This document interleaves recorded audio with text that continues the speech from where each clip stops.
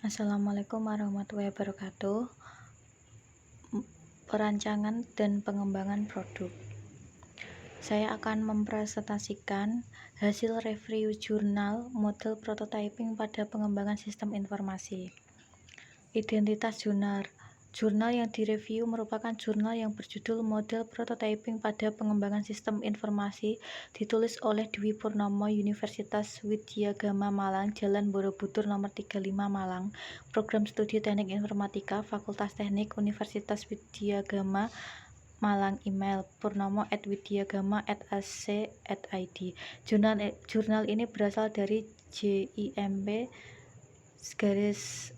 Jurnal Informatika Merdeka Pasuruan dengan volume 2 nomor 2 diterbitkan pada Agustus 2017 dan mempunyai ISSN 2503/1945. Pendahuluan. Ketidaktahuan dan kurang pahamnya pengguna terhadap proses pengembangan sistem informasi merupakan tugas seorang pengembang dalam menjembatani maksud yang dikehendaki secara bahasa umum untuk ditindaklanjuti ke dalam bahasa teknis sistem.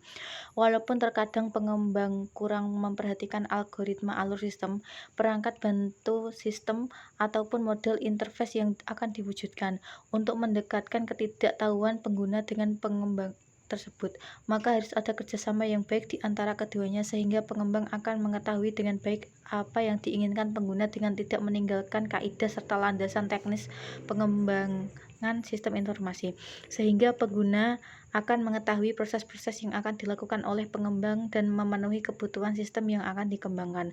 Pada akhirnya akan dihasilkan sebuah sistem yang sesuai dengan kebutuhan pengguna serta pemahaman yang tepat dan sesuai dengan penjadwalan pengerjaan sistem yang telah disepakati.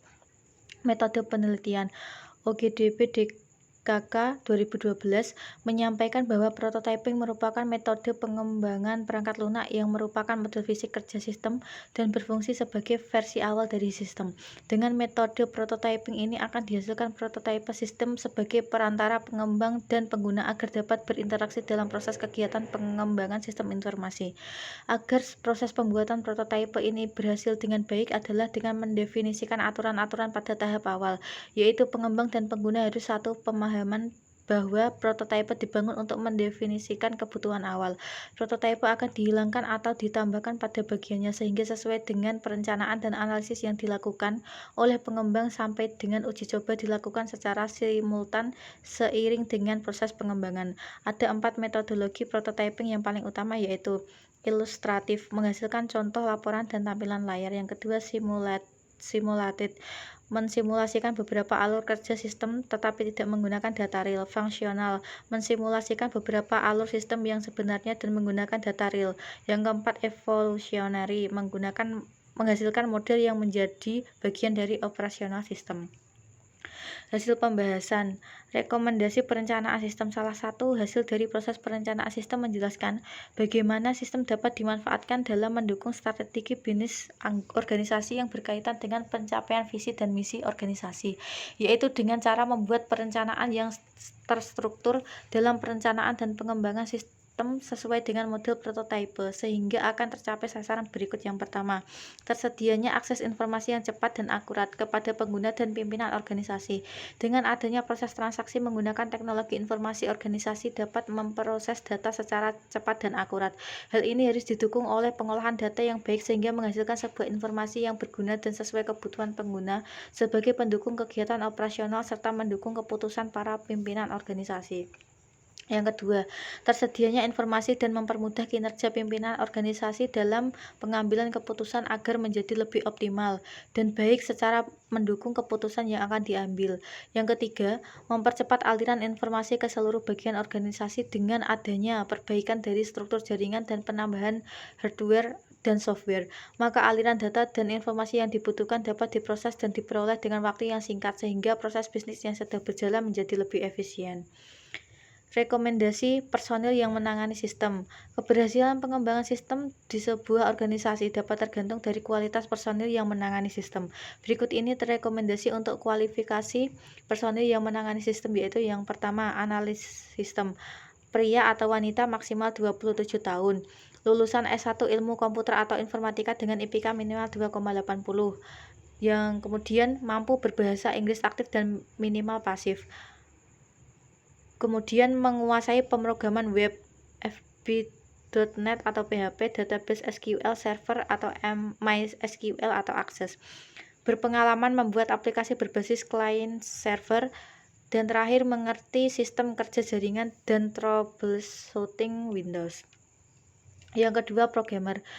Pria atau wanita lulusan S1 komputer atau informatika dengan minimal 2,80, menguasai bahasa pemrograman web, FB.NET dan SQL, memiliki pengalaman sebagai programmer minimal 2 tahun, menguasai bahasa Inggris minimal pasif. Yang ketiga, administrasi jaringan. Pria atau wanita lulusan S1 ilmu komputer atau informatika dengan IPK lebih dari 2,80, memiliki sertifikat CCNA atau CCNP, memiliki pengalaman sebagai network administrator minimal 2 tahun, menguasai bahasa Inggris minimal pasif. Yang keempat, teknisi. Pria, berlatar belakang pendidikan ilmu komputer dengan IPK lebih dari 2,80, mempunyai pengetahuan atau keahlian hardware dan software, pengalaman minimal 2 tahun, menguasai bahasa Inggris minimal pasif. Rekomendasi arsitektur jaringan. Bisa dilihat gambarnya. Kemudian kesimpulan, berdasarkan uraian dan pembahasan dalam penelitian model prototipe dapat ditarik kesimpulan sebagai berikut. Yang pertama, diperlukan perencanaan yang matang dalam perencanaan dan pengembangan sistem. Yang kedua, perencanaan dimulai dari desain sistem yang baik, pemilihan personil, penentuan perangkat lunak dan perangkat keras, serta arsitektur jaringan. Saran, rekomendasi yang dihasilkan belum mempertimbangkan faktor biaya, perbaikan proses bisnis organisasi, rekomendasi pengembangan secara detail. Bagi penelitian selanjutnya, penulis menyarankan dilakukannya analisa terhadap faktor-faktor yang menjadi prioritas pengembangan sistem informasi yang disertai analisa kelayakan biaya terhadap aplikasi maupun infrastruktur. Sekian dan terima kasih. Wassalamualaikum warahmatullahi wabarakatuh.